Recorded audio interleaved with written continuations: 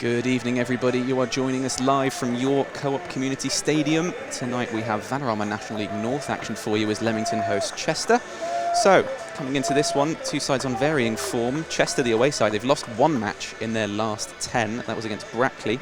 Meanwhile, your host, the Breaks, in their last 5, have picked up 2 crucial wins at home against Hereford and Curzon Ashton. Of course, other results not quite going their way, but one thing to remember going into tonight is that Leamington have the best record in the league when it comes to 0.1 per home game.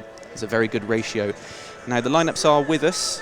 The big news for the Breaks is there's 2 changes. Dan Turner cannot play against his parent club, Chester, so he's out of the lineup, but also Callie Stewart not in the matchday squads. Meanwhile, Chester, they make 3 changes to their lineup from the weekend. Coming into the side, Connell Rawlinson, Kurt Willoughby and Ewan Murray, and out are Hunter, Pollock and Daly. The last time these 2 sides met at this ground was a 0-0 draw. Leamington unbeaten in 3 against Chester, but certainly by no means is this going to be an easy match for a side that are contending for the playoffs this season. They've got a very, very strong 11 out tonight as we await them to take their formation on the pitch and the referee gets his final checks underway.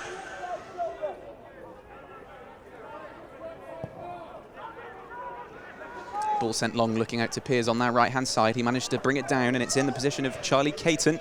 His ball across is deflected, and it's going to come to Ewan Murray, whose effort on the half volley is just over the bar, but an early warning flash for the Breaks. And the ball has come to Meredith, who's on this right-hand side. The Breaks looking to break for the first time in this match, but Berridge is brought down. Nothing doing from the referee. Chester will come away with the ball. It's Caton. He's got options left and right. He's going to keep running, and he comes into the Breaks half. Plays that one forward. It's dealt with by Street, but it's going to fall back to Caton. He then has Willoughby on his left-hand side. Willoughby delivers across into the box. He's looking for Caton again. George Ward heads away. Drops to Ewan Murray in the midfield, who's been everywhere so far for Chester. Played around the back now. Bainbridge on the ball. Across to Roberts. An experienced midfielder, Roberts. Now on the right-hand side for Chester, played into the box towards Piers. He's got an overlap that's arriving, and it's played across to Caton, and it's 1-0. Leamington 0, Chester 1. Charlie Caton, Chester's top goal scorer, adds another to his collection. It was a nicely worked move down the right-hand side, pulled back across, and pretty much into an open net as Hawkins tried to come and claim the ball. A composed finish. So, Leamington 0, Chester 1.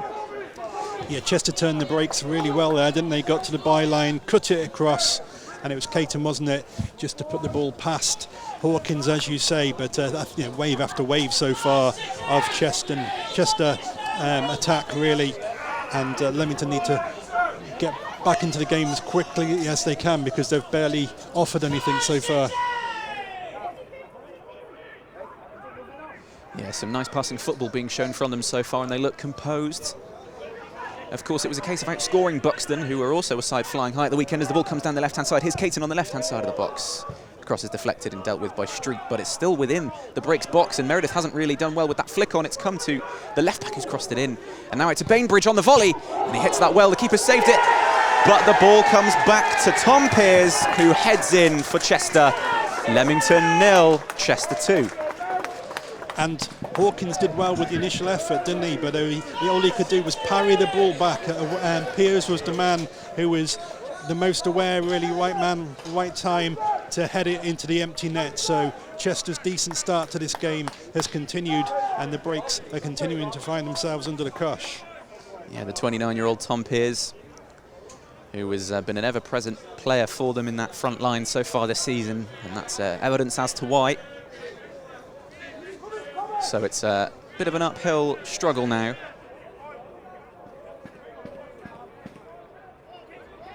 I think Callum McIntyre will be delighted with what he's seen so far.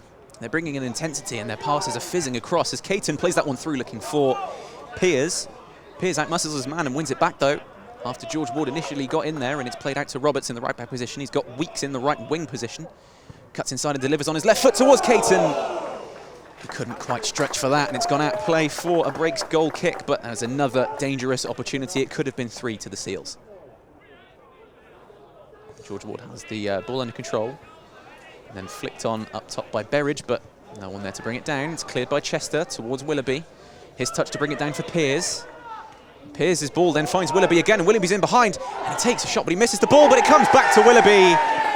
And this time he makes no mistake. Leamington 0, Chester 3, Kurt Willoughby scores. And I believe that makes it one apiece for each of Chester's front three. Leamington 0, Chester 3, Kurt Willoughby with the goal. Well, it was a bit of a funny goal, I think, from where I'm sat. I think Kurt Willoughby almost miskicked it, and in doing so, kind of dummied Callum Hawkins, really. I think he was expecting the ball to go past him, but didn't. And then, because he'd committed, Willoughby was then able to gather himself and put the ball beyond him. So, yeah, a bit of an odd goal from the position I'm sat in. Rawlinson then towards Murray in the midfield. Bainbridge then wins the second header. No one able to bring it under control until Walker does now, and he plays in Jai Madrano, who's played it into Berridge. Berridge is in behind on the goalkeeper, hits one, it's deflected, but caught well by Jimmy Storer.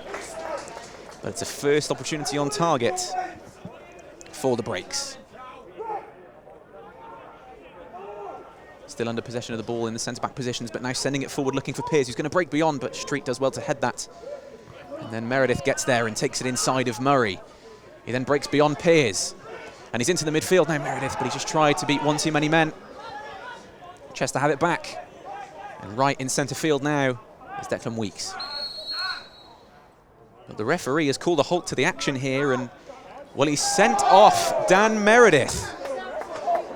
There was no challenge that he's being sent off for, so I can only assume it's for his conduct towards the referee. He wasn't happy that he wasn't given a free kick when he was breaking out from the back, but he then, well, let the referee know about his unhappiness, and the referee has stopped the action and brought out his red card. Thoughts on that one, Craig? Well, it kind of came from nowhere, didn't it, really? I mean, play seemed to have moved on for about 5 seconds or so. You can possibly see a bit of frustration because the referee hasn't given much Leamington's way, but at the end of the day, you know, it's just been one of those halves of frustration for the Break. So whether Dan Meredith felt frustrated with what has gone on in the first half and with Leamington's performance, as well as that, everything just culminating in a bit of a, you know, an outburst to the referee, but we couldn't say for sure, but I think you're probably right, that's what it was.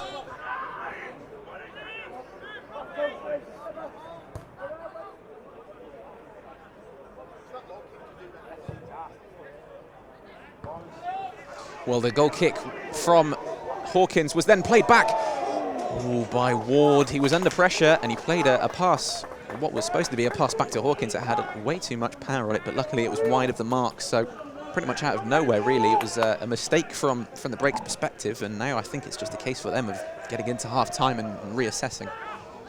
Yeah, I think Paul Halloran would take 3-0, get back inside. Corner's delivered, looking into the middle of the box, and they're arriving. And it's 4-0 to Chester, and they're arriving. I believe it was Tom Piers again with his second of the match. Leamington 0, Chester 4. And a well-worked corner routine from the Seals that puts them in an even more comfortable position before half-time. Well, that's it. We were just saying Leamington would be desperate to get in at 3-0, regroup. We're down to 10 men, but not even getting a chance to do that. So, yeah, you're right. Chester with a set-piece delivery, absolutely spot on. You know, really working on that. You can see that they spend many an hour on the training ground, and it's resulted in their 4th goal. That's Kurt Willoughby, who's currently looking interested, but the likes of Ewan Murray also around. It's in a very central position. I'd say most free kick takers would look at this quite favourably, but we'll see what kind of dead ball situation Willoughby can develop. He takes a shot and it's hit the post. A fantastic effort from Kurt Willoughby, but it's he's been denied by the woodwork. Hawkins was beating all ends up there, but he's just hit the post, and the Breaks have cleared their lines. Chester do have the ball again, though. And they've just passed it back to Storer, just trying to keep him involved, keep him warm in case he's needed.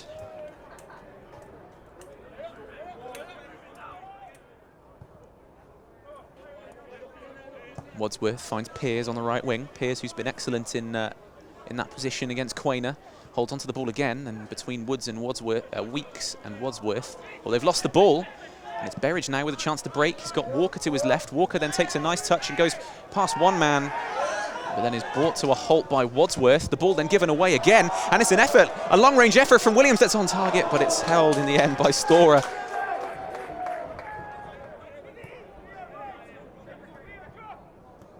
As the ball's played through this right-hand side, Declan Weeks in the right-wing position now for Chester, tries to cut inside, but Walker deals with him, but the ball now will break to Tom Pears. And he keeps the ball in, he finds Weeks, who's going to deliver across the box. Not fully dealt with by Clark, and it's hit on the outside of the foot, comes back. Well, that one was interesting, an outside of the boot effort that hit the post. It then fell to Kurt Willoughby, who had the goal at his mercy, but it was an awkward one he was stretching for on the volley. Then it fell to Hawkins to collect. Well, the Chester fans who were sat in front of us all rose as one, expecting that to go in. I think they maybe couldn't see beyond a body or two, but there was Callum Hawkins saving Leamington from slipping to conceding a 5th goal. The ball's going to roll out on this side for a breaks throw, which was appealed by Tom Pears of Chester. He wanted a decision gone his team's way, but the assistant referee shakes his head. Rob Evans is going to come and take the throw. We're ticking on in the second half, and well, the scoreline's not got any worse for the Breaks, but their performance I don't think has gotten all that much better. As Evans sends the throw in forwards looking for Lynn. It's flicked on by Wadsworth. It's going to fall to Joe Clark in the midfield. He plays it to his right-hand side. There's Sharrock who hits one, and it's into the bottom left-hand corner. A goal back to reduce the arrears. Leamington 1, Chester 4. Will Sharrock with a really well-placed effort into the bottom left-hand corner. And 2 of the Leamington substitutes combining then. It was a superb pass from Joe Clark, formerly of Chester's big rivals Wrexham, straight into the path of Will Sharrock. First time, drilled it into the back of the net. Surely too late for Leamington to get back into it, but at least a consolation, if nothing else. Hawkins is going to take this free kick and spray it towards Ant Lynn, who in the air up against Burke just loses out, but sent forward again by Evans towards Williams, who's won a flick on towards Lynn, and his fake has got the ball. He's in behind now. Ant Lynn, he's going to take an effort, but it's saved by Storer. Down well, not called into action too often tonight, but he was down well to react to that one. And the Breaks will take a throw in the left back position, sending it forward towards Williams, who doesn't quite get the flick on. Chester have the ball, but it's played forward only as far as Street. Now flicked on by Clark and again by Williams. Will Lynn try and work to keep that one in? It just seen out of play by Burke as the full-time whistle sounds. So, full-time here at your Co-op Community Stadium. Leamington 1, Chester 4. A dominant performance from the Seals. And after a difficult first half, the Breaks didn't totally fade without a trace, but it wasn't their most inspiring performance. We will see you again soon for more Breaks action, but tonight this one ends after goals from Pears, Burke, Willoughby and Caton, as well as Sharrock for the Breaks. Leamington 1, Chester 4.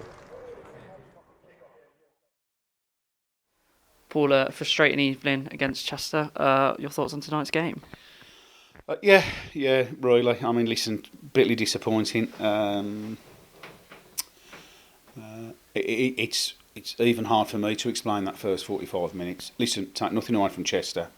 They were on the front foot.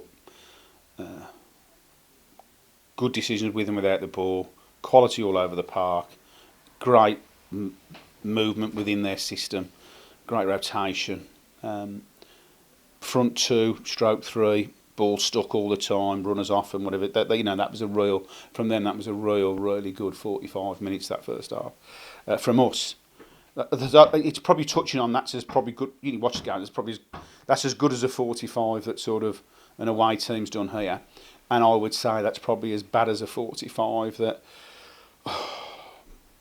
in probably all my time here, and that's a lot of games. And I don't say that, lightly. I was flabbergasted. I still probably am, to be honest. I mean, as painful as the first half was, you've then got to do what we did second half, which is painful. I can only apologise to supporters. You have to go through that. But we had no choice because, we could have been coming off the pitch here double figures tonight, the way it was going. And trust me, the way tonight's gone, I'm relieved to get off the pitch 4-1, losing 4-1. And that's not something I say lightly again. But you cannot, we cannot approach a game in the manner we've approached it tonight, where we just from the word go, we haven't individually to start with, we haven't done what the number on our backs expects us to do. Whatever area we're in the pitch, I've never seen us lose so many first and second contacts. I've never seen us defend our box so badly. It was just too deep. It's going to be horrific looking back at it. So listen, the players have had plenty of plaudits the last few performances here, and deservedly so. Listen, I'm aware that our preparation for this game has not been ideal. We've really struggled in the last couple of weeks to, even when we had a 4G pitch, we had to come off early because the little black balls got frozen, and so but that's still not an excuse. Listen, you could see the difference in the sides early. You could see how well drilled they were, how sharp they were. You're thinking, well, but we've got enough about us. There's enough in our DNA to get through them moments better than what we did, and I think it's I'm sort of not looking forward to watching it back really, because it's but we're going to have to. Listen, occasionally in this league you've got to take some pain. That's what happens to the smaller clubs, and we've took a lot of pain tonight, and we're going to have to quickly brush ourselves down, get ourselves sorted, hopefully have a couple of players back for the weekend, and get going again and get back to the levels where we were before tonight, because our last few performances here have been right up there, but tonight was just it was beyond belief really.